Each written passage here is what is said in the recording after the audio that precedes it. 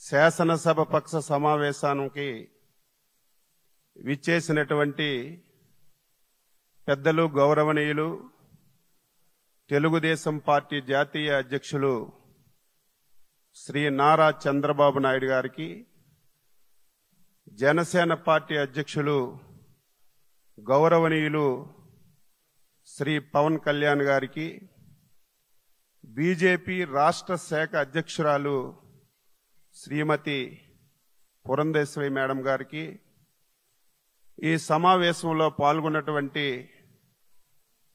Telugu Desam party, Janasena, BJP నా తోటి శాసనసభ్యులందరికీ పేరు పేరున శిరస్సు వంచి హృదయపూర్వకమైనటువంటి నమస్కారాలు తెలియజేస్తున్నాను. దేశ చరిత్రలో ఆంధ్రప్రదేశ్ ఏర్పడిన తర్వాత ఇటువంటి అద్భుతమైనటువంటి విజయం ఇంతవరకు ఎప్పుడు మనం చూడలేదు. అటువంటి విజయాన్ని మనం సాధించాం.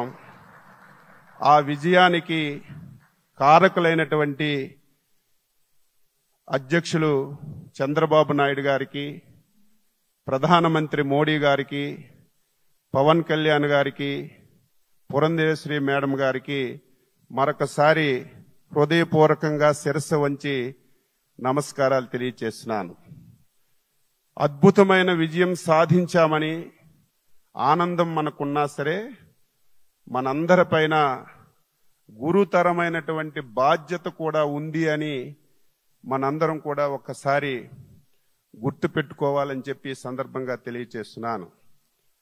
ఈ విజయానికి సహకరించినటువంటి 5 కోట్ల మంది ప్రజానీకానికి, తెలుగుదేశం, బీజేపీ, జనసేన కార్యకర్తలకి, నాయకులకి ఈ సమావేశం ద్వారా శిరస్సు వంచి నమస్కారాలు తెలియజేస్తూ, ఈరోజు తెలుగుదేశం పార్టీ శాసనసభ పక్ష నాయకుడిగా శ్రీ నారా చంద్రబాబు నాయుడు గారిని ఏకగ్రీవంగా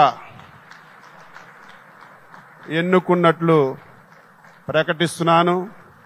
మీరందరూ కూడా మీ యొక్క హర్ష ఆమోదాన్ని తెలియజేసి తెలుగుదేశం శాసనసభ్యులందరూ నిల్చొని ఒకసారి మీరు దీన్ని ఆమోదించవలసిందిగా మీ అందరికీ సందర్భంగా కోరుతున్నాను.